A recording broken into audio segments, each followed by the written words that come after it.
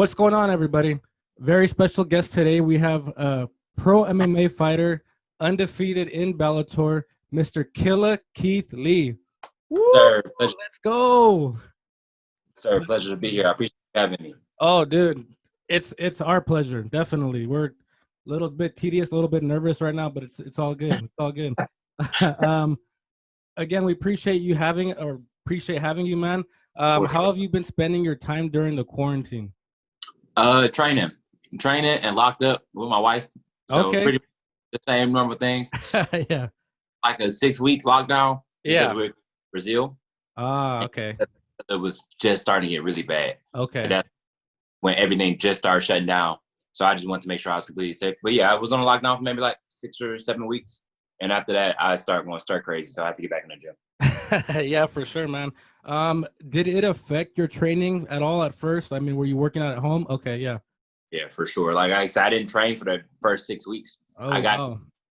and like I was huge. Like, Yeah. huge. If anybody would have saw me, they probably wouldn't recognize me because I definitely wasn't a 35er by any means. Yeah. That's cool, man. Speaking of the quarantine, we do understand that, with you fighters, of course you have to train and it's really hard to stay 6 feet apart, right? I mean, if you're Definitely. rolling and doing all that stuff, I know you're a wrestler too. So, was that very difficult at first, or how was it introduced to you guys? Or did you guys just take it upon yourselves? Like, you know what, let's just train and see what happens. How did it go? Maybe like I would say first 12 weeks of the quarantine. Well, Uh-huh. not the first 8 weeks of the quarantine. Yeah. Like I said, I didn't have contact with anybody. Even when I would train, it would be either like outside by myself or it'd be like in my own house and doing like Zoom calls with my strength and conditioning coach. Or I Oh, would go okay. hit, but we would make sure everything was like pretty distant. Like I didn't start wrestling until maybe like 6 weeks ago, 4 weeks ago. Oh, wow. I just started wrestling again. Yeah.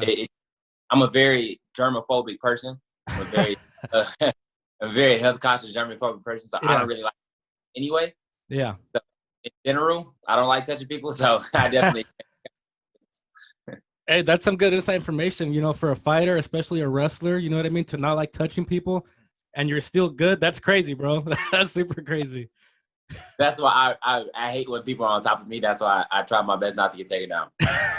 Yeah, and obviously it works, right? So since you are, into wrestling, obviously you're a good striker too. Don't want to forget that. What does a regular training day consist of for you? I go at 9 o'clock and I'll go and hit pads with Dewey, or I'll go do like a striking class with Dewey, and then Okay. I'll rest it, and then I'll go do strength and conditioning at 1. And right after strength and conditioning, I'll go do wrestling at 3:30. And if I'm deep in camp, I'll probably run at like 8, 9 o'clock, and Yeah. then go to sleep by 11, and then do it again. That sounds killer, bro. That sounds super intense. Um, Yeah, a yeah. little a little bit away from the fighting. Before you blow up on us and never talk to us again, what are some things that people don't know about you? Hobbies, music, just something you like doing that people don't necessarily know about you. I'm a very boring dude. It's funny that you said that because you're not the first person that told me that lately that I will blow up and stop talking to him. Yeah. It's happening. I swear I don't. I remember I was talking to you earlier. You said I was humble, and I don't get the humble. I get it a lot, but I don't understand it. I'm Yeah. literally just dude. Like if it does blow up and people start paying attention to me, I'm not gonna care because Yeah. I wait a whole time. Like every time I talk to somebody, they're like, "Oh, you gonna do?" I'm not about to do anything. I'm not. Yeah. Well, I'll talk about this real quick. I said you were humble because, well, of course we talked through email, right? And Yeah, then I'm like, I'm talking, to my buddies and my girl and stuff, and then I'm like, wait, this guy gave me his number. This guy, he's giving his number to little old me. I'm nobody. What does he do? Why is he doing that? This guy is super. I love this guy. So you know what I mean? ask me in a year for my number, I'm gonna give it to you. Like I've always kind of been like that. Like I've never been the top guy. I've never been the number one guy in anything. I've always kind of been like under the radar until I'm not under the radar Yeah. and blow up in anything. Like when I was an amateur, I was under the radar until my third amateur fight. Then Oh, after wow. that, kind of had their eyes on me, and I became like Kevin Lee's little brother, the next big thing in Vegas. Yeah. And it really bothered me because I've been the same guy I was the first 3. Yeah. after 3 fights. So it's like, if I do so happen to get to the Bellator stage where guys are really paying attention to me, I'm probably not gonna pay attention to it. I'm not gonna lie to you. Yeah. I'm very secure in who I am, and yeah, I'm a very normal person. I'm a very boring person. I don't do anything. I don't drink. I don't smoke. I don't club. I don't party. I don't talk to people. I don't do much. I sit in the house and I sit with my wife. That's awesome, man. And you know, it's funny that you mentioned that stuff. Me and you are very similar. I'm also a horrible germ freak. I'm my girl goes crazy about it. I mean, she, you know, I make her always wear sandals. Just it's ridiculous. Also, too, though, I don't drink. I don't smoke. I'm also very boring. Just stick to. Obviously, I don't look like you. I'm not super, you know, diced up and all that, but I, you know, train a little bit too. So I'm a boring guy. Nothing wrong with that at all. Yeah, facts. Like I said, I don't really, like I said, it's not that I have social anxiety. I just don't like people in my energy and my space. Yeah. I love people though, which is a weird thing about me. I love talking to people. I'm a very social guy at the same time as I am not social, if that makes sense. Yeah, like, definitely. Like I enjoy social interaction. I just like it on my own terms. So I don't club, I don't smoke. Like I don't really go anything where it's forced, where I got to talk to people. Exactly. I'm a pretty chill dude. Like I said, I've gotten a lot lately about that, and I pray to God that I'm the same person when anything. I can't tell you guaranteed that I'm gonna be the same person. Yeah. But in my heart, I honestly feel like my morals are gonna ground me to stay the same that I am now. Oh, you know what? And just the way you portray yourself and stuff like that, I definitely think you will. You know what I mean?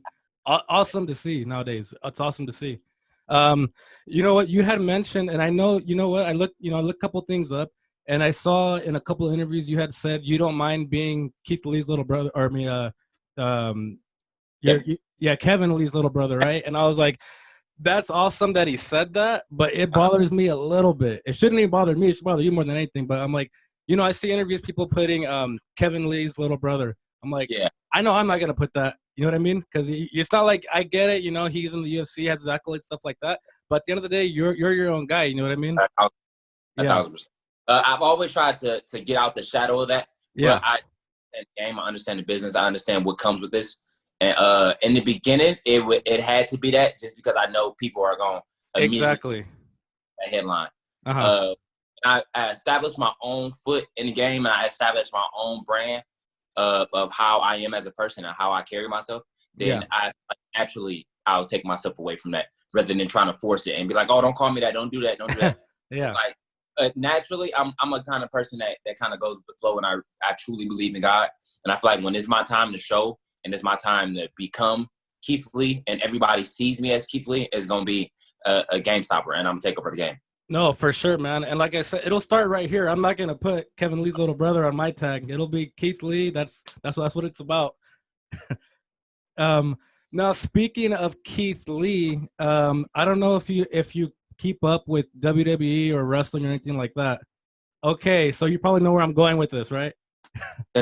And like, I start getting in headlines when I was maybe like 12 or 13, just from wrestling, and immediately everybody was like, it's a guy named the exact same as you, and he's just a bigger version of you. Y'all look the same, big. Yeah. I've been getting since I was like 13. As soon as you type my name in, he's the first thing to pop up. Yeah. I'm starting to get him. If you look now, it's starting to be a mixture of both of us. Before it was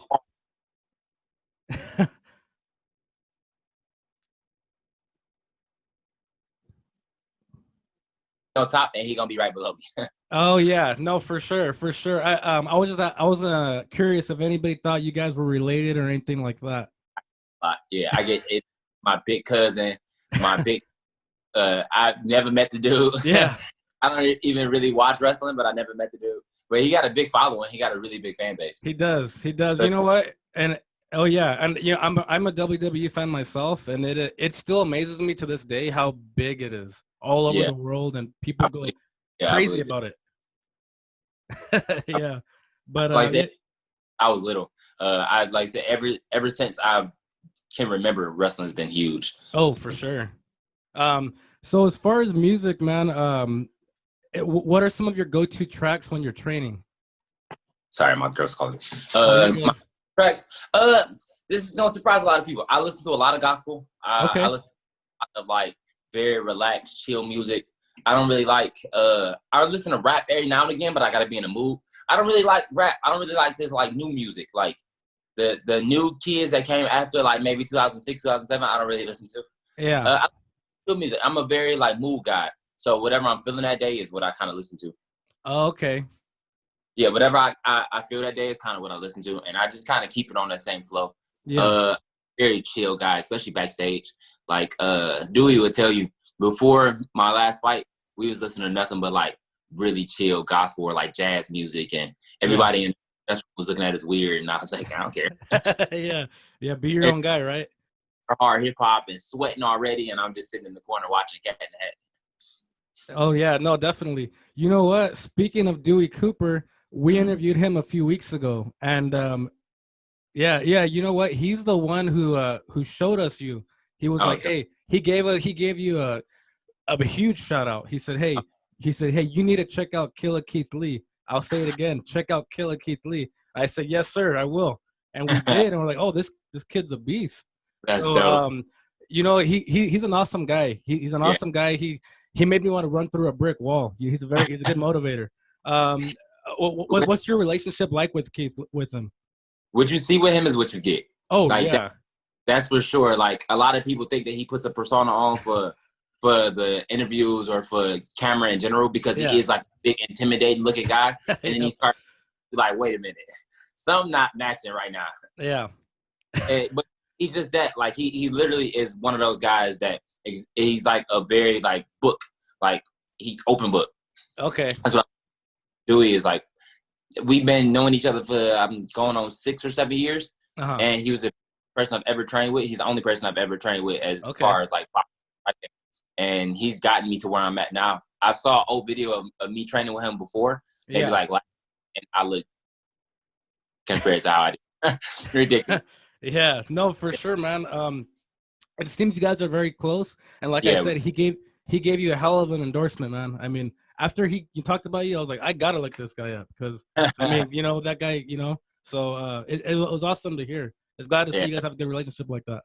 Yeah, that's my guy. Like I said, he's very straightforward. It doesn't seem like he would be just because of how intimidating he looks, but that's actually how he is. And I appreciate him giving me a shout out. It's always mutual. Oh yeah, no, he's awesome. He's awesome, and you're awesome too. So we do want to know, man. We know you were into wrestling, but what got you into fighting?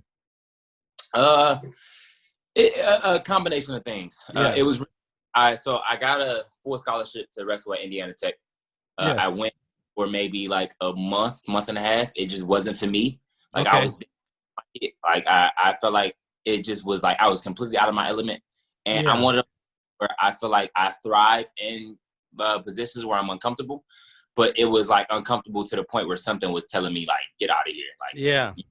Like, so I came back to Vegas, and it was weird how I kind of stumbled upon fighting because of course my brother, me and Kevin, I always saw it as like an option, but I never took it.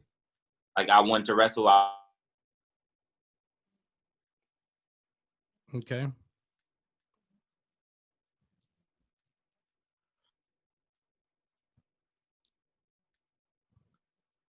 And I had nothing to do that day, and I was like, hey, you mind if I come with you? And he was like, yeah, sure. And he's one of those guys where it's hard to explain. He's one of those guys where he'll try and prove a point. He's like, this is not what you want to do, and I'm going to make you know this is not what you want to do.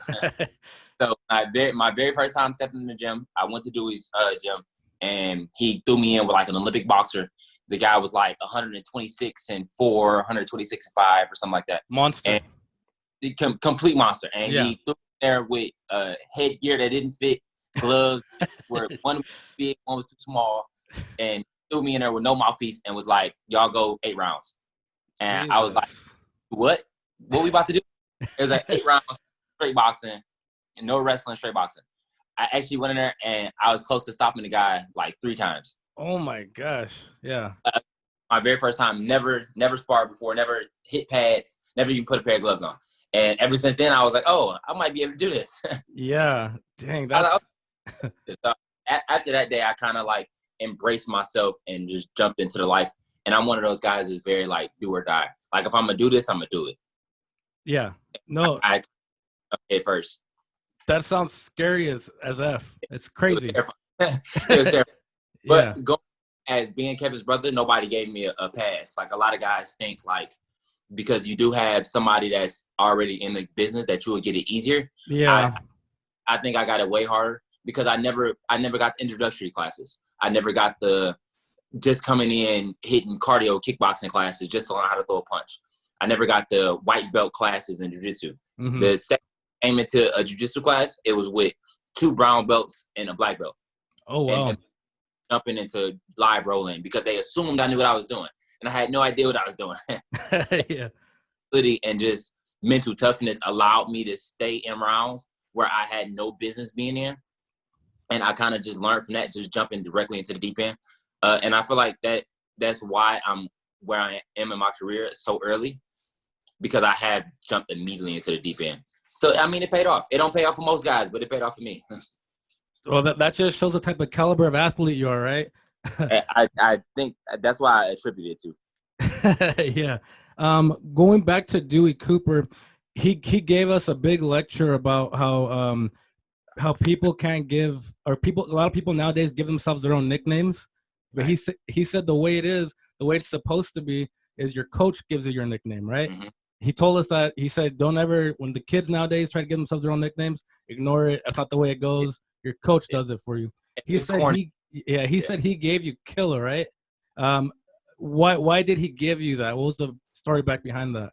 So I honestly didn't even know that was my nickname for a long time. Yeah. Dewey has this thing where he's very like poetic. So he randomly just come out of nowhere with something and it sticks. So he randomly one day at training, I think I dropped the guy with a liver shot, or I dropped the guy with like a left kick to the body or something. It was something bad, and I had the look on my face like I was ready to kill somebody. Right that he kept calling me Killa, and I thought it was just because of that moment. I thought it was just because of that time, right? Yeah. And then he called me it again, and I didn't really put 2 and 2 together until I went onto my my Tapology page, and it said Killa Keith Lee, and I was like, where's that from? And after one of my fights, he screamed it in the middle of the octagon, and it kind of just stuck. So I mean, it's one of those things that's been passed down from him to me, and I just roll with it. It kind of rolls off the tongue. I don't mind it. No, it does, and that's a hell of a nickname too. You know what I mean? It's simple, but it's also deadly. Like, oh, Killa, okay. And I'm pretty quiet. I feel like that's what kind of did it, is because I'm a very quiet guy. Yeah. And I same demeanor until it's time not to be this way. Yeah. And things I can't switch on and off. It just kind of naturally happens. So you can see, like, look in my eyes kind of change. I don't know how to do it naturally. I don't even know when I'm doing it. But then I'm like, okay, that wasn't me. That was like, yeah. Well, you know, it's crazy because even just talking to you, you seem like such a calm, relaxed, chill guy. Like, yo, just a regular bro. You know what I mean? Yeah. Like, this guy fights and fucks people up. You know what I mean? That's crazy. It's so that it fits you for sure. Yeah. Like I don't really know how to turn on and off, but he sees. I think that's where the name actually came from. Oh yeah, no, definitely. We did do a little bit of research for sure, and we found out something that I was kind of brought back upon.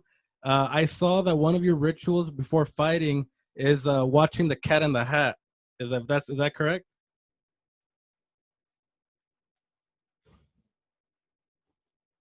One interview, everybody's been asking me about that. Yeah, that's 100% true thing. Like, I wasn't saying that for the interview. That's 100% a true thing. So I have a very strict ritual that I do every morning before a fight. Yeah. Pancakes, potatoes, orange juice, and whatever like scramble that I want, like eggs or whatever.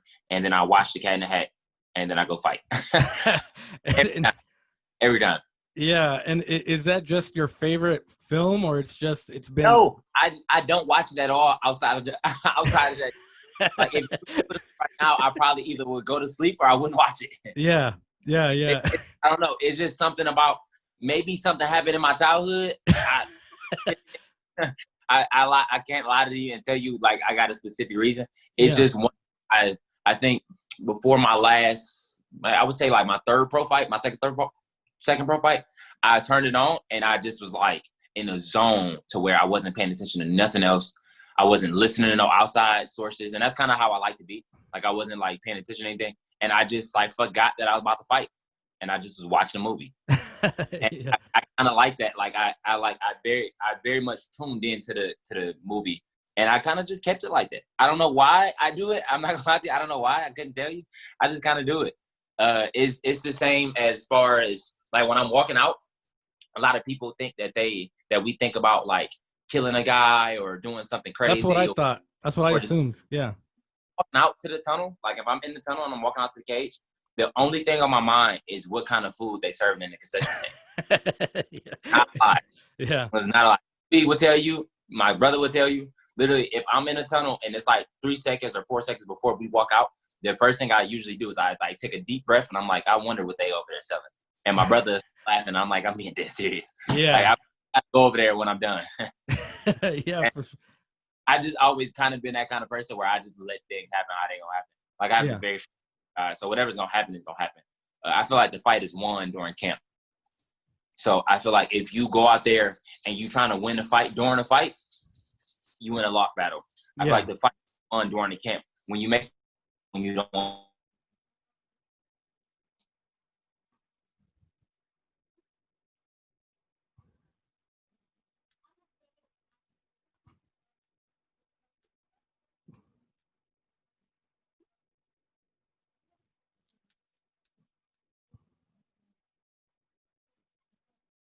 Looks like there's a little delay. Okay, there we go. That's when the fight is won. Yeah. Won in that moment. And after I do that and I make weight and I go to the fight, everything else is, I know for a fact, this is how I kind of think in my head. I know for a fact I can fight. Yeah. If somebody walk in my house right now, I'm going to fight. Yeah. And I like to think I'm going to do a pretty good job. Yeah. After that, everything else is fake. Everything else is just something that's man-made. Like the ideal of pressure or the ideal of this fight is bigger than this fight or this means more than this. Like all of that is fake to me. Like as long as you can go in there, you can fight. That's all that matters. Oh, for sure. As long as I go out there and I'm myself, that's a win to me. Yeah. No, that's awesome, man. And you know, back to your cat in the hat thing. Yeah. I'm about to finish my master's degree in psychology, so we'll figure it out when I graduate. We'll figure out what that's about, man. We'll dissect your brain and everything. Right. So give me a few months. Faraz Zahabi, he has a master's in psychology. Yeah. And really wrap his head around it. He was trying. He was like, it got to be something to it. And I was like, honestly, I have no idea. I honestly can't tell you. Yeah. Like it's something deep about it. It's just that's just what I watch. Yeah. No, for sure. And it's awesome though. I did want to ask about Kevin a little bit. How is it training with your older brother? Is there of course there had to be some kind of competitiveness, right? Growing up and stuff like that. Before there wasn't much because he's always been so much bigger than me. Yeah. And the gap has always been so big because he started so much in front of me. Yeah. But definitely. Now starting to close the gap a little bit.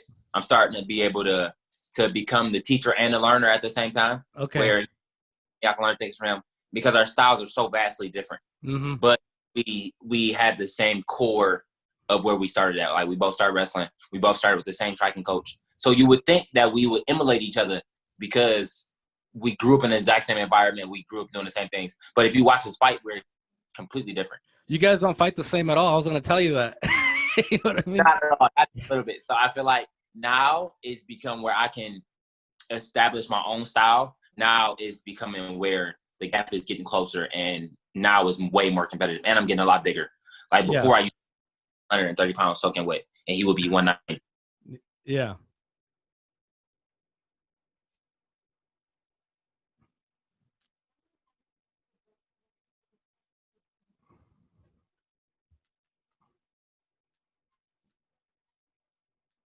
So much different that we can actually bounce off of each other. No, yeah, that for sure, man. Another thing too is, so yes, you train with Dewey, you train with Kevin. Another thing, you also train with my favorite heavyweight fighter. We saw that, Francis Ngannou. That guy, I love seeing that guy fight. I love it, the passion. We saw an Instagram video recently where you were sucking the shit out of him in the stomach, and he was just taking it. The video didn't do justice because there wasn't no sound. Yeah. If you hear the sound of those punches, it was insane. I bet it was. I wish they would have turned the camera on because everybody was like standing against the fence because this was right after sparring. So everybody was fence, and you could just see the shock on people's faces. It was like bellowing, like boom, boom, and he was standing there. He just was like, he was just standing there looking at me, and you couldn't hear him, but he kept saying like, "Is that all you got?" And, oh he got God! Like, "Is that all you got?" I was like throwing everything I could into those punches, and it wasn't working. He bit out a brick. Yeah. He bit out how is it with him? Is he is he cool with you and stuff like that? Yeah. His sense of humor is pretty weird because sense of humor. He don't understand sarcasm at all. Yeah. So if he say something, he really mean it, and you think he playing. Like we talked the other day, and Dan Ige, which is one of my really good friends, me and Dan was talking, and we said something about like how when he punches people, you can see like this look of confusion on people's faces that he actually hitting that hard. And he was like, he was like, well, I don't understand why people be scared of me. It's nothing scary about dying. And he said it just like that. He was like, it's nothing scary about dying. I don't know why people are scared of me. That gave me chills right now. They looked at each other and we was like, he don't understand sarcasm. So he not. I was like, oh, like that's not a joke to him. Yeah. He legit mean that he trying to kill people when he punches. But to everybody else, they was laughing, and you would look over at him, and he just got this like stoic, like confusion face on. Like, what are you talking about? Like, I was being serious. Yeah, that gave me chills. That's crazy. He don't really understand Americans as far as like make sarcastic jokes and be playing. Yeah. So when he says like that, he be dead serious, and he's a super cool dude. Like that's the only thing that is like a culture difference. But other than that, he's super cool. Yeah. Like he's a gentle giant. Like if you talk to him, you wouldn't even know that he could put you to sleep in a matter of 2 seconds. Definitely. Definitely. To me, I think he's the scariest man in the world, even though he's my favorite heavyweight fighter. Do you also feel the same way? I wouldn't have if I didn't know him personally. Yeah. If I didn't, I wouldn't be on that board. I'd be like, oh, he's just a heavyweight. Yeah. All heavyweights are big. Yeah. But touching that man, you like, what are you built out of? Like you like a superhero. Like it's such a weird thing to see because like it's even hard to explain. Like if you feel what he's made out of is like steel or something. Like this thick. Like grabbing him is insane. Like body afterwards, my hand was hurting afterwards. Jesus. Yeah, it's crazy. Like he's definitely one of the scariest I've ever seen. I've seen him spar with dudes super light, like super, super light, and still hurt dudes bad to the point where they don't know where they are afterwards. Dude, I mean, I'm sure you saw his last fight against Rosenstrike. Rosenstrike doesn't go down like that. I don't even think he got Rosenstrike all the way or full. You know what I mean? It was crazy. A lot of people understand is that it's not even his power; it's his accuracy. Yeah, his accuracy. Insane. He can find somebody's chin from a mile away with his eyes closed. He can literally stand back, close his eyes, and find your chin anywhere. Yeah. How he does it, I've seen him do it a lot of times, and I still to this day don't understand how he does it. Like he can pinpoint not only like your face, like only this part of your chin. He can find it's little, and he can find it. It's crazy. That's nuts, man. That's super nuts. Well, we appreciate the inside information. Of course. But definitely back to you, man. This is about you. Your first Bellator fight happened a few months ago. Were you nervous going into it? I mean, that's one of the biggest organizations in the world. Not at all. I'm not gonna lie to you. I really wasn't. A lot of people say that, and they say it to be like cocky or overconfident. I wasn't. I'm not nervous about anything. Very, very strong faith in God. So if I was to go out there and lose, or if I was to go out there and not perform how I was supposed to, it was all in God's hands. Like that's what is meant to happen. I feel like I built that from having 3 split decision losses. Like if you go on my record, I haven't lost any fight that I honestly felt like I lost. Yeah. And it comes out of just split decision losses and really sitting down with myself and being completely honest. Like, are those fights that I could have won? 1,000%. Are those fights that I won? No. Yeah. Win those because I blame myself more than anything, because those are fights that I feel like I've definitely had the capability of stopping. And the fact that I didn't stop him, or I didn't even get close to, or I got close to stopping all of them. But the fact that I didn't stop him is a loss in my behalf. And I really had to sit in myself and look in the mirror, because I was 3-3 at one point. And a lot of people don't come back from 3-3. Yeah. And it took me a while to really sit in myself and be honest, like, is this, not only is this something that I want to do, is this something that I can dig deep when it's time to get into those situations? Can I dig deep and I really find my inner reason of why I'm doing this? Because I feel like that's the only reason that guys either quit or they keep going. Okay. Those deep situations. And every fighter that I know can tell you they've been there before, where they're like, why am I doing this? Yeah. Like it's one of those things that is really hard to explain. But I feel like as soon as I got and I really was honest with myself, I was like, I feel like God put me on this earth to do this. Okay. And nerves don't come into effect when I feel like God is pushing my steps. Like, as long as I follow whatever is in my inner voice, I feel like I'll be fine. Yeah. No. Awesome. I've never been afraid of another man. I've always been afraid of failure. And when I really start getting closer to God, I've stopped being afraid of failure. And I think that's what's going to propel me to the next level. I agree 100%, man. That fight against Sean Bunch, I think a lot of people expected you to wrestle him down. You know what I mean? Because they bring up Kevin and, wrestling background. They know you have a wrestling background. What surprised me, and I think a lot of other people too, was your striking ability. And of course, Dewey Cooper has something to do with that, right? Yeah. Your striking looked impeccable. It was crazy. If I didn't know any better, I would have thought, oh, this guy's a kickboxer. He's not a wrestler. A lot of people tell me that.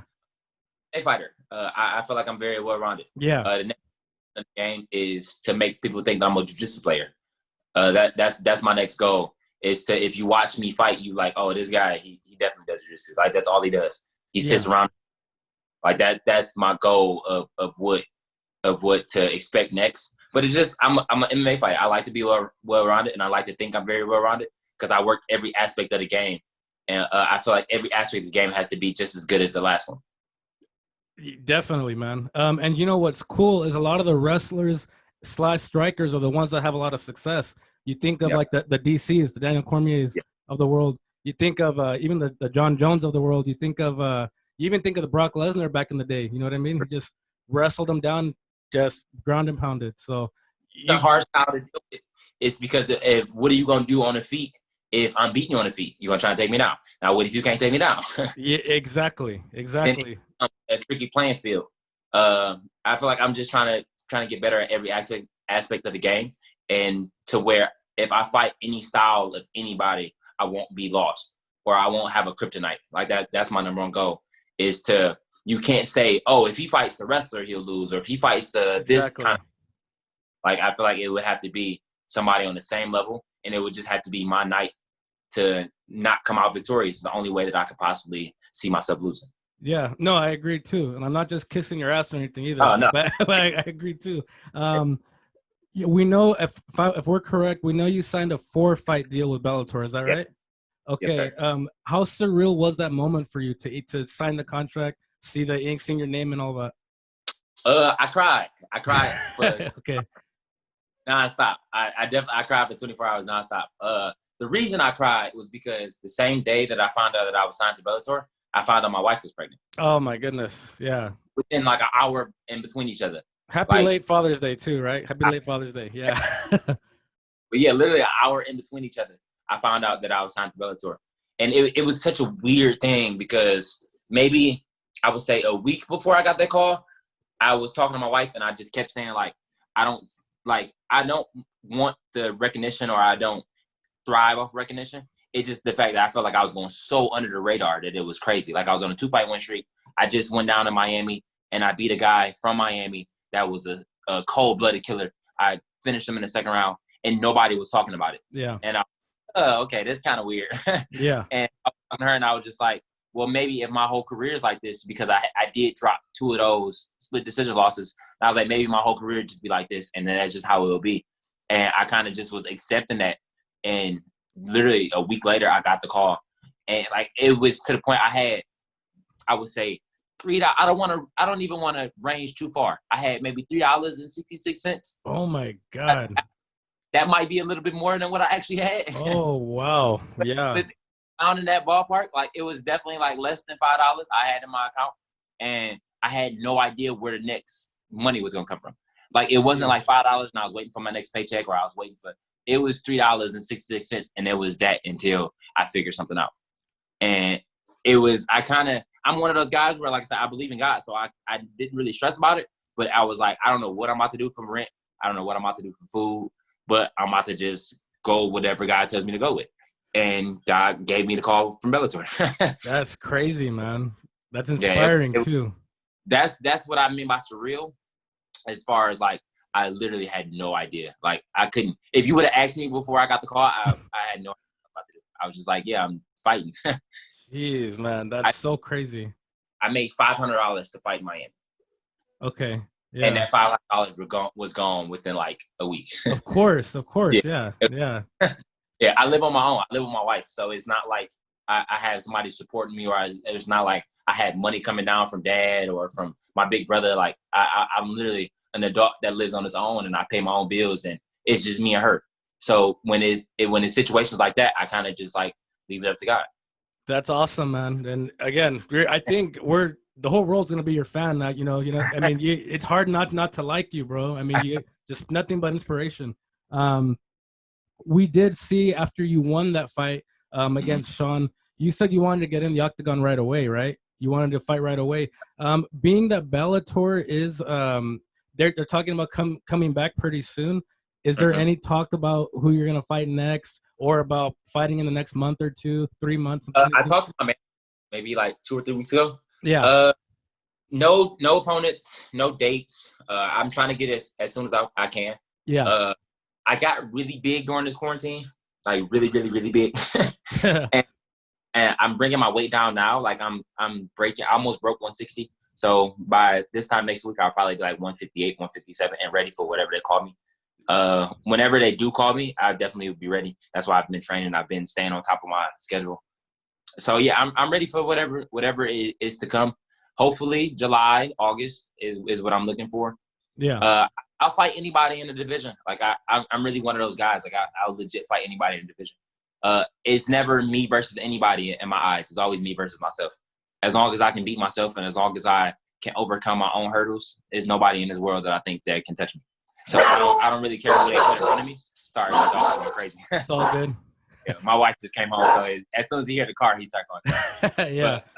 But yeah, I'm one of those guys where I don't really care who they put in front of me or what obstacles are to come. I'm ready for whatever they call. That's awesome, man. And we know, of course, you're not in a camp right now, like training camp right now. But let's say they called 5 minutes after we finish this this today. Would you be ready to fight? How long would it take for you to be ready to fight? 3 minutes. Oh, yeah, really? For sure. Yeah. And that can come off cocky. That can come off overconfident. I didn't mean it like that, but that's legit how I feel. Yeah. Everything goes back to my faith in God. Oh, sorry. Oh, you're good. But everything goes back to my faith in God. So I really feel like if I got a call in 3 minutes and it was for me, I'm gonna go out there and I'm gonna fight. Yeah. And the only thing with me would be the weight. And okay. I feel like I've been doing a really good job so far in my career of staying on top of my weight and keep it, because you could tell in person, I'm a really big 35er. I used to fight 5 and I was huge for 25, so I had to stop. But I'm a small 45er. Okay. The body I train with is either a 45er or a 55er. And I know from experience, I'm a small 45er. But I'm a big 35er. So it's like that would be the only thing that would stop it. But I would go out there and I would cut off one of my legs to make weight. Yeah, that's cool, man. Well, dude, honestly, I was already a fan of yours because of Dewey. Now I'm one of your biggest fans for sure. And we all are. We're definitely waiting for your next fight, for the announcement, because we'll be rooting for you. We'll be watching. Want to see you with the strap one day too. You know what I mean? That's my number one goal. I wouldn't be in this if that wasn't my goal. I feel like I'm one of those. If I had to compare myself to anybody in MMA game, it would be Israel. Okay. I feel like I go down kind of the same path. As far as I don't want to be rushed, or I don't need to be rushed. Like I'm not one of those guys that's immediately calling for a title shot after 3 wins or 4 wins. If it comes, it comes. And I feel like I'd rather go through the being under the radar and people not knowing who I am and people not paying attention to me and going to media day and having 0 people in front of me. Yeah. Rather than getting pushed too fast and then I get there and I only have it for 1 fight. Or I get there and I got the talent, but I don't have the experience. Okay. I'd rather have the mental fortitude. So when I know when it's time for me to get there, I'm going to be there for a long time.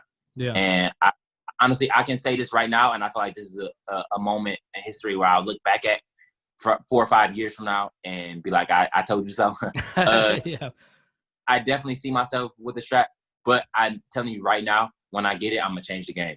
Oh, for sure, man. Hey, and you can't forget us either, bro. You can't forget us once you get the strap. You know what I mean, like I said, I don't think I can't speak for myself in the future, but I don't think I'm going to be any different. Yeah. Like I said, I don't think that I'm going to be one of those guys that buy into his own hype or drink his own Kool-Aid. I can say that now. A lot of people say that. I can say that now. With confidence, I feel like I'm going to be the same person just because of my roots and my morality. Yeah. No, for sure, man. One of the last things, because we know your wife just got home, we don't want to take up too much of your time, but who are some of your favorite fighters to watch, and what are some fights that you're looking forward to as a fan? Like I said, Israel is definitely one of my favorite guys to watch. Not talent-wise, just as far as like his mentality, like the way he thinks, like the way he carries himself. I feel like I can see myself in him a little bit. As far as nobody knew who he's, 29, 30? Very young, yeah.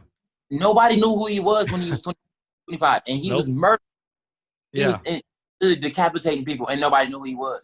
And I feel like that's kind of the kind of road that I'm going to take. And his talent is off the charts. It's just that he's so much bigger than me, and he fights so much different that I don't really look at it talent-wise. But like I said, his mentality is something that I look up to. Talent-wise, it's a lot of guys that I'm really big fans of. I'm one of those fighters that I'm not afraid to say, like, I'm a fan of somebody. Like, I don't really care about I'm a fighter, I got to have beef with everybody. Cody Garbrandt is definitely one of my favorite fighters, style-wise. He just had a nice knockout a couple weeks ago, too. Amazing. Crazy. Patience is crazy. He's scary. He is patient, and he can stand in front of you and, like, swing to the point where he think he about to kill somebody is scary. Yeah.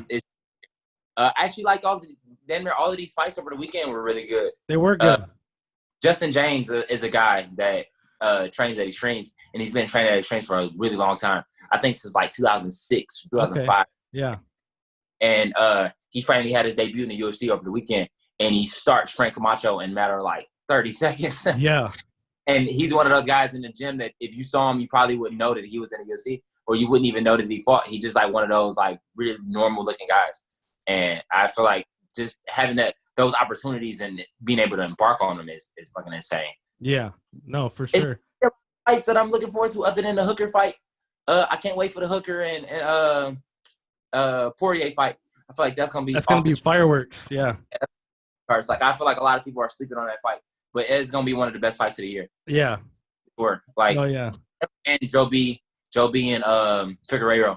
I think that's gonna be a good fight. I think Joe B gets him this time. I've been doing a lot of sparring with Joe B. I've been doing a lot of movement with him. I think he's gapped up a lot of those holes that allow even the headbutt itself and that allow the forward pressure of Figueiredo. And I feel like if he comes forward, or even if he keeps his movement sharp, I think it's going to be a completely different fight. Yeah, definitely. One of the last MMA question for you. DC is going to fight Stipe for the heavyweight title in August. That might be both of their last fights. DC said it'll be his last. Stipe might be his last too. Who do you have in that trilogy fight? DC. I'm going with DC. I feel like when his back is against the wall and people are counting him out, I feel like that's when he shines his best. I feel like his only kryptonite is John Jones. Yeah. Yeah. He's just in John Jones' era. And I feel like it's the same with Sean O'Malley. If you in his era, you just in his era. Like you're one of those guys that just like are kind of caught in the middle of his era. Yeah. And anybody other than John Jones, I have DC with. If DC fights anybody other than John Jones, I'm picking DC.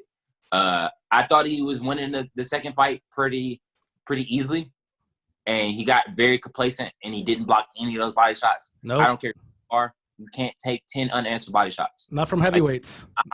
That's just not how fighting works. You can't take unanswered body shots. I feel like that was the beginning of the end, and I feel like if he has so much experience that I definitely can trust in him to be able to close that gap. Yeah. If he stops body shots, he wins the fight for sure. Yeah, definitely. Bonus question: DC or Francis if they ever fought? Ooh. Ooh. Put you on the hot seat a little bit. Sorry. Ooh. Okay. I would say it's a 50-50 for me. Only because if one person implements their game plan, he wins. And it sounds kind of corny, but I feel like if he is out and he's able to get the first takedown, he wins the rest of the fight. Mm-hmm. The first takedown, he wins the rest of the fight. Because I feel like that will put the image back in Francis' head from the Stipe fight. Yeah, unfortunately. But if he stuffs the first takedown, Francis wins 10 times out of 10. DC's not gonna hit that punch, bro.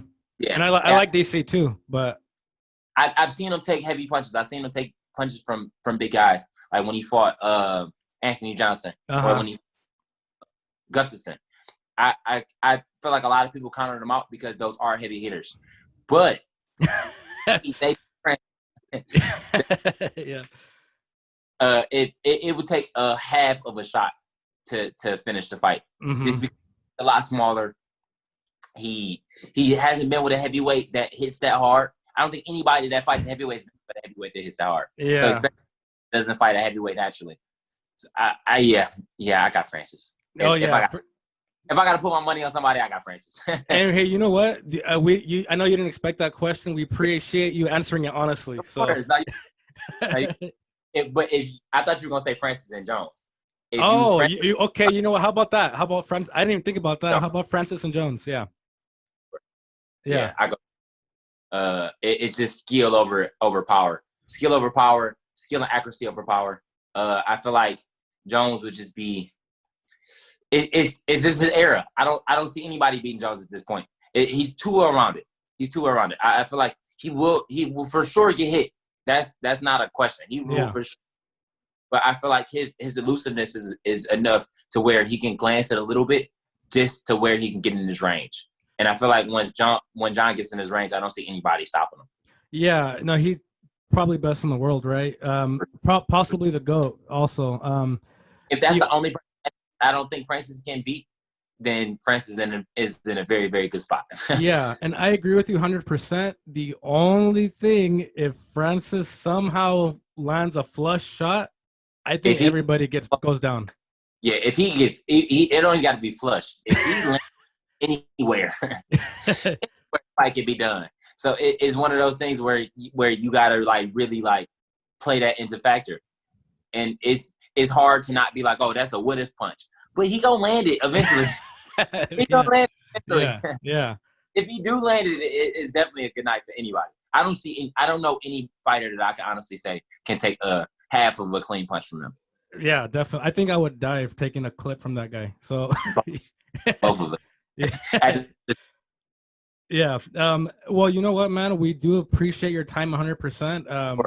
100%. We appreciate it. All the love in the world. Right now, man, the floor is yours. Anything you want to say, last words, or you want to plug anything?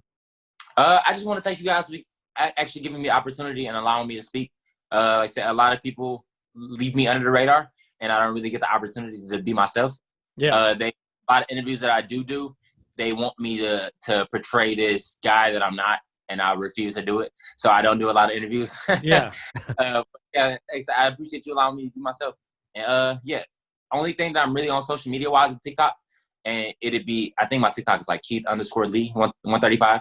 I quote me on that. I think it is, but that's the only thing I want to plug. Like I said, I'm a pretty normal guy, a pretty boring guy, so I don't really plug a lot. But I appreciate you guys having me, and I just want to shout out the rest of my team. Definitely, I want to give a shout out to Max Roscoff and Justin James that just made their debut this weekend. It didn't really go well for Max, but I feel like these dark times, you really need guys to stand up for you and really congratulate you, regardless of the fact that win or lose or draw. Yeah. Okay. Well, thank you for having me. You know what? We appreciate you. You're definitely one of my favorite fighters now. I mean, you're such a cool dude, not just through email, text, in person too. We'll be rooting for you 100%. Extremely humble.